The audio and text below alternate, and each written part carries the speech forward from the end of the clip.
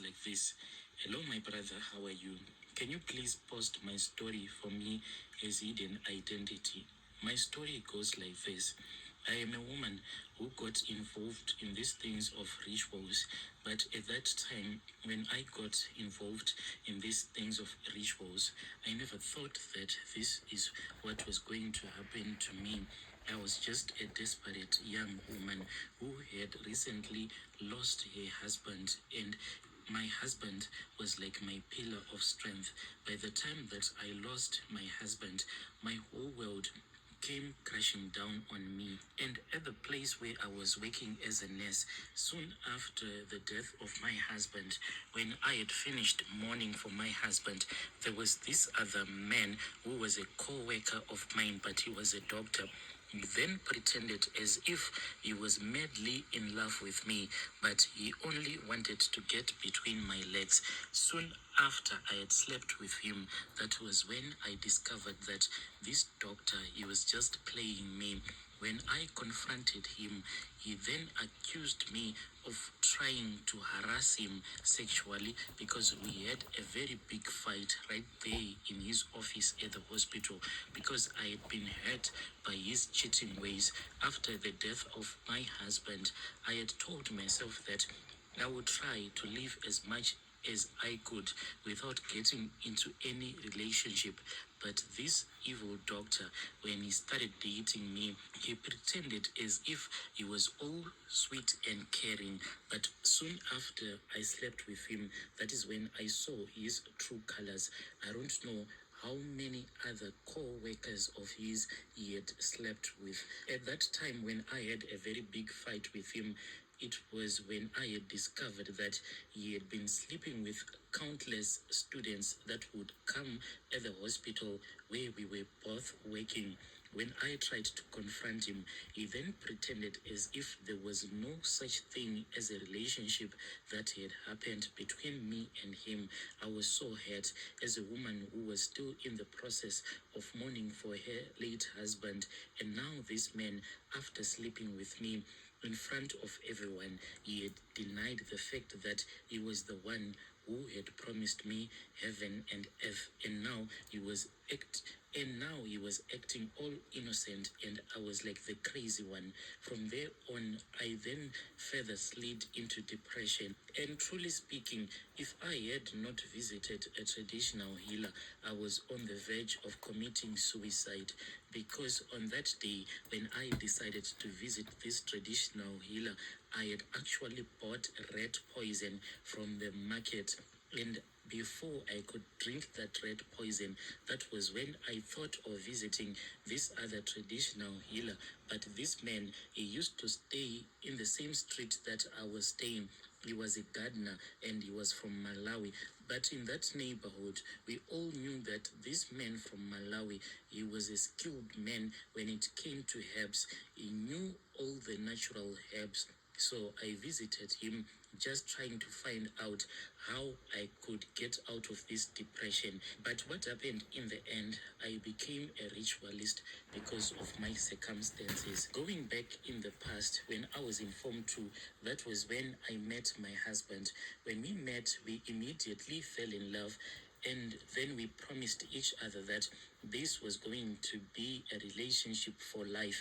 And I truly loved my husband.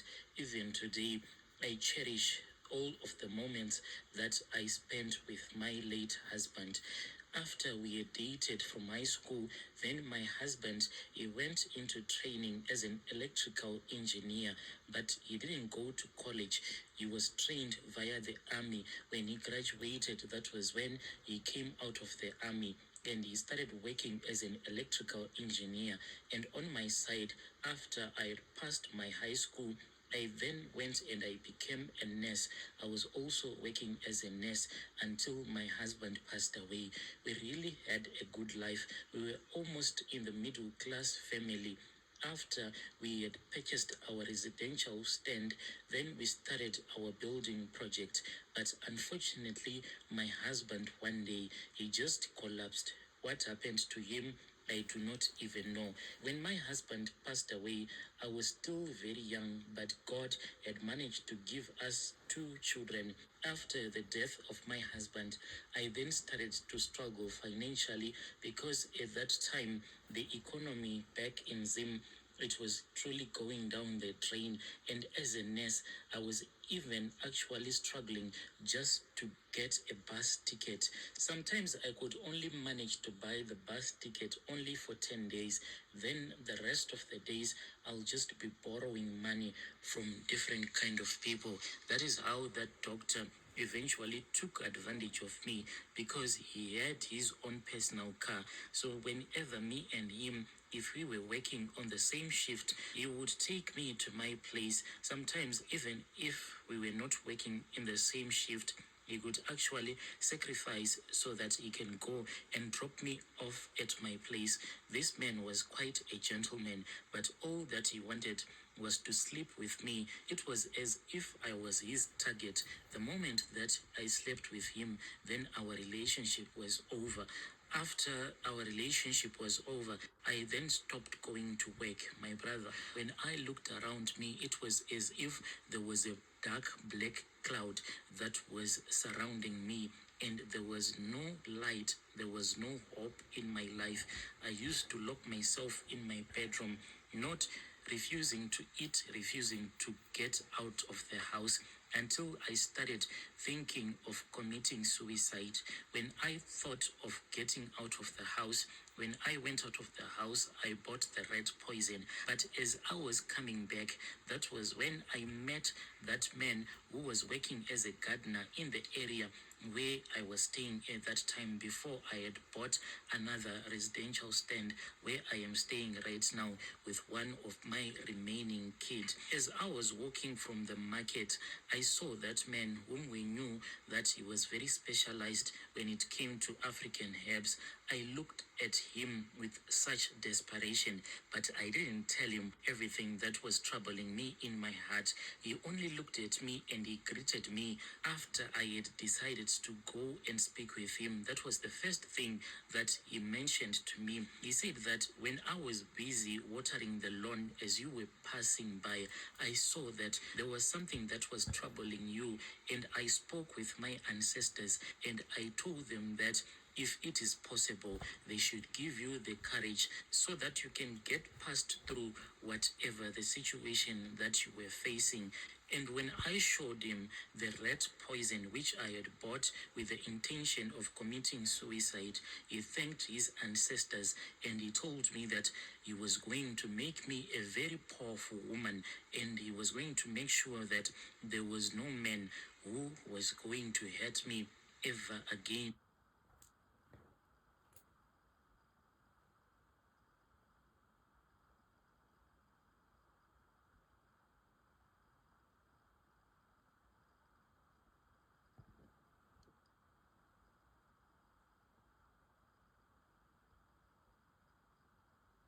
So me and this man, we spoke for a very long time as he was preparing me.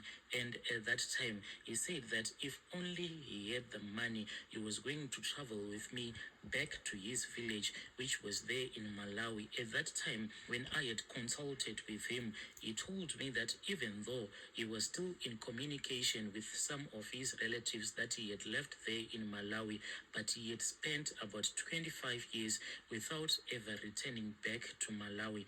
But he said that I should not worry. If I wanted to go with him to Malawi, his ancestors, if they were willing, they were going to direct us straight back to the place where we were going to get help there in Malawi. He said that if I was willing to do so, I should try and save up for the amount that was required for this very, very long journey. Because I had trusted that man so much, I then decided to sell that residential stand that me and my husband had bought. It was giving me a lot of bad memories because everything about the house that we had built by the time that my husband had passed away, we had managed to build only 2 rooms, but it used to give me a lot of bad memories. So I then decided to sell off that property. After I had sold off that property, I told that man from Malawi who wanted to take me back to his country so that I can be assisted. When I told him that I had enough, more than enough money that was going to take us to Malawi and return us back to Zim, he said that it was fine. So we planned. After we had planned, that was when we traveled to Malawi. When we arrived in Malawi, we got lost for so many days because since this man had been in Zim for many, many years, when we returned back to his home country, he kept on saying that everything had changed. Even the place where he was claiming that this was the place where he used to get transport that was going to take us back to his village, we were in the wrong place. After asking around, that was when we found this other man who was going in that same direction. That is how we arrived at that man's village. When we arrived at that man's village, my brother, without any hesitation, I agreed to all the terms and conditions. I was supposed to sacrifice my firstborn. This I had to do since my firstborn was the first fruits of my womb.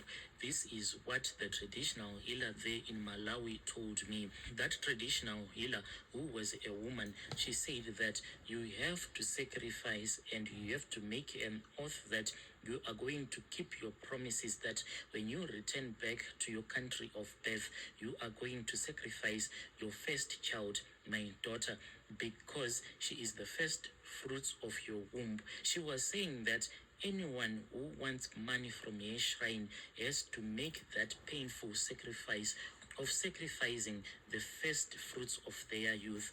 And I agreed because I was in so much depression. If there is anyone who has suffered from depression, this pain, you know it, because at that time there was no hope in my life and I was not even thinking through. I was not thinking properly about the things that I was doing, all the oath and the agreements that I was signing my soul to. Even up until today, a lot of things are still demanded from me. Some of the things that I cannot even talk about. But my brother, in short, what I can say is that this life that I am living, it is a very painful life. You do not even know what I go through on a daily basis. There was even a time when I had purchased a piece of land that is just after an area that is called Beatrice. What I wanted to do with that piece of land, I wanted to put some cattle there and to make some paddocks, because these ritual items that were given to me, my brother, they always require blood. But as I was traveling to meet up with the people that wanted to sell me that piece of land, what happened to me, my brother, it was as if it was coming straight out of a Nigerian movie. As I was traveling along the Masvingo highway, something, my brother, that I cannot even explain suddenly happened to me, because I saw that I was no longer in that Toyota double cab Hilux that I was driving back in those days. I saw that I was inside a snake. I don't even know how to properly explain this, but I was inside a snake. Other people that were driving on that same highway that comes out of Harare, going all the way to Beit Bridge, they all thought that I was driving my car, but it was only me who could see myself inside the snake. This miracle, my brother, it only happened maybe for a minute or so. I traveled for about 2 kilometers. Then the car transformed itself again, and I found myself stuck on the side of the road. I then took out my phone as I was still sitting in my car. I still remember that at that time I was using those old phones that were there back in the day. Mine was a Nokia 1100. As I was about to call this other guy whom I used as my mechanic at that time, then the car spoke to me and it said, "You are supposed to return back to your house." At that time, I had recently bought a fully built house. After the car had spoken to me, I then turned around and I returned back home. When I returned back home, that was when in the morning I was woken up by a sound of a hissing snake that was in my bedroom. When I woke up, I was shocked with what I saw. But now this thing is no longer shocking to me because I am now all used to this thing. I saw a snake. The body was that of a snake, but the head of this snake, it is the head of a man, my brother. This is what I woke up and I saw in my bedroom. The snake then spoke with me, and it told me that it does not require the blood of cows or the blood of goats, for it only survives on the blood of human beings. And it wanted me to honor my part of the contract. Since it had honored its own part of the contract, I was supposed to sacrifice my daughter as I had promised that witch doctor when I was still back there in Malawi. That is what I did, my brother. I allowed that snake to sacrifice my firstborn. She died. My daughter died soon after they had gotten out of school. My daughter used to go to this school that is called Girls High. So I went and I picked her up, but I knew that she was going to die. I took her to this other place where there were beautiful swimming pools that is called Liz Brown so that we can just relax. But she could not understand why instead of us going back home first so that we can change and come back to town, since the place where I am staying, it's very close to the CBD. But I told her that I just wanted us to relax. The reason why I wanted to spend time with her, it was because I knew that the snake was waiting to harvest the blood of my daughter.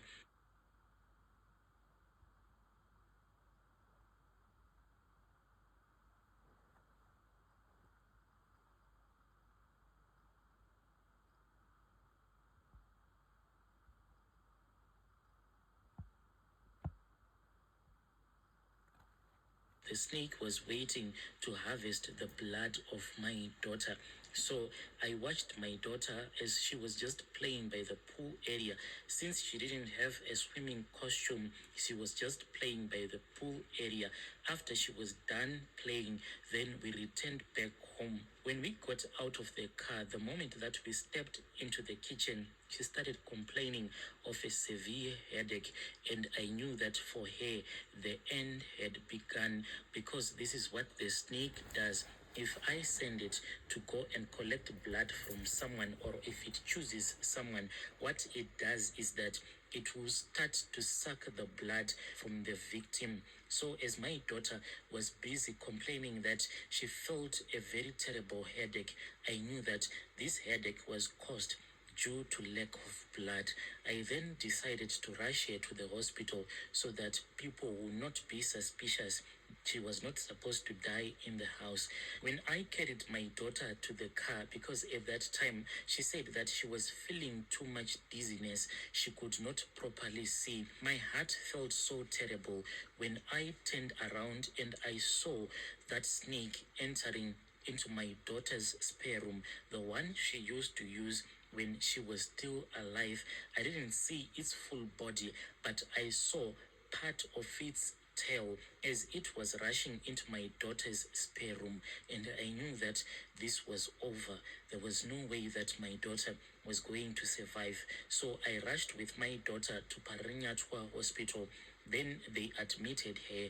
They did all that they could, but unfortunately, spiritually, my daughter had died.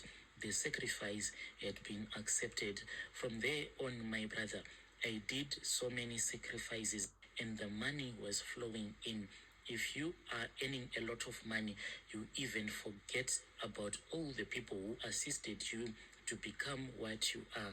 That is what happened at that time. Because when that old man told me that he wanted to return with me back to Malawi, because his spirit was telling him to do as such. And I told him that I was too much busy. At that time, my brother, a lot of people were now migrating from Malawi, Zambia, Zimbabwe, going to South Africa. So there was so much need. And if you had a truck, you were going to make a lot of money. So I wanted to focus on that business. What I didn't know at that time, my brother, is that when you are given this ritual money, even if you try to invest in the biggest company, when the day arrives for you to pay your dues, even if you say that I am now earning clean money, but whatever that thing that would have given you money will always remind you that you have to pay your dues as you promised when you were signing off the contract to get this blood money. This is what happened to me. That old man, I only gave him some money so that he can return to Malawi. Little did I know that this man, he knew that he was about to die. That is why he was forcing me to go with him to Malawi, but he could not tell me openly that he was about to die. And on my side, I was making a lot of money there in Bridge because I had two UD trucks. I used to get a lot of money just carrying people using those UD trucks of mine. So I had to rush to Bridge because one of my trucks, it had been impounded by the police, because at the place where we used to get most of the people, it was not in a designated place. So one of my trucks was then impounded by the police. I had to rush there so that I could sort out this mess. There was no time for me to go first to Malawi. At that time, to me, it didn't make any sense that I should travel first to Malawi, yet my truck was impounded by the police. I rushed to Bridge and I attended all of my business needs. When I arrived back in Harare, it was as if my neighbor was waiting for me, because the moment that I parked into my yard, she immediately came and spoke with me. She told me that they had received a phone call. This phone call was from Malawi. It was Piri, that same man who used to work as a gardener in our neighborhood. When he called, he said that he wanted to speak with me and they could not get hold of me. After they had tried speaking with me, they called back using that same number. Then one man answered and said that he was a relative to Apiri, and Apiri had passed away. And when he had passed away, he said that he wanted to speak with me and it was an urgent matter. At that time, my brother, the place where I was, where one of my trucks was stuck, there was no network because it was along the South African Zimbabwean border. There was no network at all, so he could not get hold of me. And me, upon hearing the passing away of Apiri, it truly saddened me. Then I said to myself, but why am I feeling sad? Because he was not even my relative and we were not like friends. I had only consulted with him once and I had traveled with him to Malawi only once. So we didn't have that kind of a deep relationship.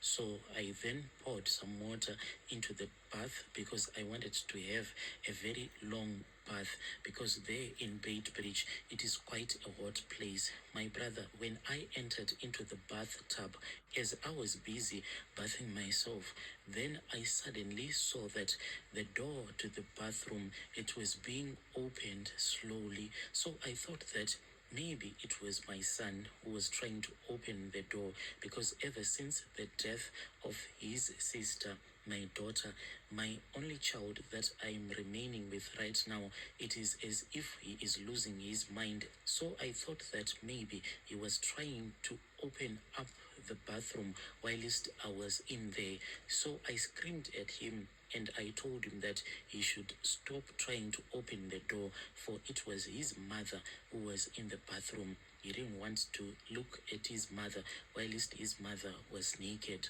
But whoever that was pushing open the door kept on pushing the bathroom door slowly. So I decided to get out of the bathroom. I was really angry at my son. I kept on insulting him and I told him not to open the door any further. All this while, I was looking for a nightgown so that my son will not see my nakedness. My brother, I walked straight to the bathroom door, which was now half opened. And when I opened the bathroom door completely, I saw something that truly shocked me.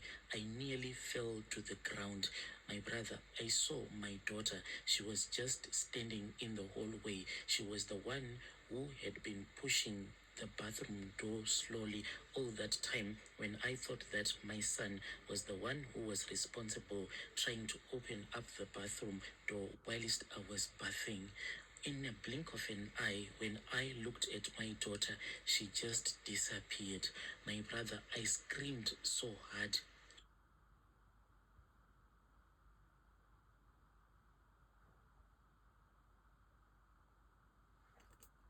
When I realized that my daughter was the one who had been opening the bathroom door all along, it truly terrified me. It was not her ghost that terrified me. It was the markings that were on her body and the blood that was coming out of her. It was the markings that covered her body that terrified me, because all over her body she had the markings where the snake kept on sucking the blood from her body, and blood was just dripping from everywhere, even from her private parts. My brother, when I saw this thing, my daughter then suddenly disappeared, and I felt like going crazy. So I started screaming. I tried finding the keys so as to open the door, but I could not find where I had placed the keys to open the front door. When I returned back to my bedroom, I then saw my son. He was kneeling in the hallway as if he was licking blood, but when I walked over to the place where he was licking, there was nothing. I shouted at him and I asked him what was he doing whilst he was kneeling like that, pretending to be licking something that was on the floor. He looked at me and he said, "Mom, can you see that there is blood, there is sweet blood that is all over the floor?" This thing terrified me. I asked him where was the keys to the front door. He then pointed in the direction of the kitchen. I rushed to the kitchen and I saw that the keys to the front door all along, they were hanging by the kitchen door. I took them and I opened the front door and I rushed outside. I sat there, my brother, as I kept on thinking what was going on. After this thing had happened, I then thought that maybe slowly I was now losing my mind. So I returned back indoors. When I returned back indoors, for a moment, I thought that indeed maybe I was slowly losing my mind. The way that I had lost my daughter, maybe it had traumatized me. So I gathered my strength and I went back to bed. Throughout the night, my son, the one who is mentally ill, he kept on making some noises as if he was seeing someone, but I chose to ignore him. In my heart, I told myself that this is the life that I had chosen. I was a ritualist and I had to do whatever that needed to be done. And I kept on strengthening myself, and I told myself that the snake was going to protect me, for I had to be alive for it to be alive. Because when it came to me, it had told me that its heart had been tied to my heart. If it dies, then I will die. The very next morning, I then chose to go and visit this other traditional healer that I had once heard of. I visited that traditional healer, but unfortunately, I found out that he was not at his place. He had been called by this other family that wanted his help so that he can remove their tokologies. My brother, when I asked them if there was any other place that they could recommend, they told me of a place that was very, very far. But I drove there. I returned back home and I spoke with my son. I told him that he was not supposed to get out of the house, and I locked the gate. Food was there, everything was there. Anything that he needed was there. I didn't want him to get out of the house because I was afraid that maybe he would end up telling everyone about everything that was happening. So I then drove to the place where I was going to meet up with this other traditional healer. This traditional healer, my brother, he stayed in Chiredzi, but he has since passed away. I heard that his son is the one now who is assisting people that come and consult. When I arrived at that traditional healer's place in Chiredzi, Then that traditional healer, I had been told that this traditional healer was a very powerful one. When I arrived there, then that man told me through an interpreter that he was using that we were supposed to take the spirit of my late daughter, and we were supposed to go and throw this spirit of my late daughter into this other dam. Then I agreed. I paid all the money that was needed. But on the day when we were supposed to go and throw away the spirit of my late daughter so that she won't bother me again, he said that he could help me, but there was only one problem, because I didn't even know that I was supposed to bring anything that had once belonged to my daughter, like her clothing or anything that belonged to her personally. Because I had been so much terrified by seeing my daughter's ghost, I didn't even think about bringing anything that had once belonged to my daughter. When that man found out that I didn't have anything, he then suggested that since I was the one who had given birth to my daughter, we could actually use my pubic hair. This is what we did. I was given a shaving stick. Another woman then told me that I had to follow her. I followed that woman. She then showed me this other room, and she said that I had to quickly use the shaving stick. So I then shaved my private parts. After I had finished shaving my private parts, I then picked up the pubic hair that had fallen to the floor whilst I was shaving myself. I then went and I gave that woman, who then handed my pubic hair to that traditional healer who was assisting me. After that, after he had taken my pubic hair, he mixed it with some charms and he said, "It is fine, we will go." So the very next morning, that was when we were supposed to go to the dam where we were going to throw away the spirit of my late daughter so that she cannot bother me anymore. As we were approaching the dam, then the traditional healer started to shake his head in disappointment as he was looking at me. He said, "Woman, why have you brought this judgment upon my life? If this ritual does not succeed, I am going to refund you all of your money. I will never request anything from you. As long as I am still alive, I will never require anything from you." When we approached the dam, then there was a wind that rushed past us. The whirlwind started to form on top of the dam until it finally rested in the middle of the dam. I don't know if you can understand me or if you ever believe me, my brother, because that whirlwind started to act as if it was drilling the water. That whirlwind entered into the dam and it disappeared. Then that traditional healer said that we cannot perform this ritual. I have to refund you each and every single cent that you have given me. When I had arrived at that man's house, I saw that there was no enough food for the people to eat. So I had given his assistants to go and buy some food in form of bread and mealie meal. That traditional healer said that if it means that I have to sell some of my livestock, I have to do so that I can refund you your money.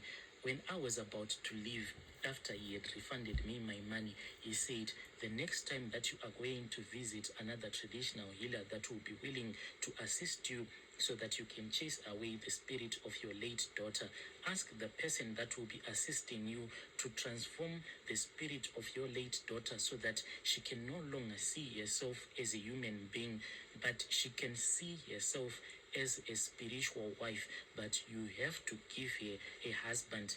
And after you have given her a husband, she will never bother you again." So I was supposed to transform the spirit of my late daughter so that she can become a spiritual wife, but I didn't know whom I was going to give to her so that the man that I had given to her can become her husband.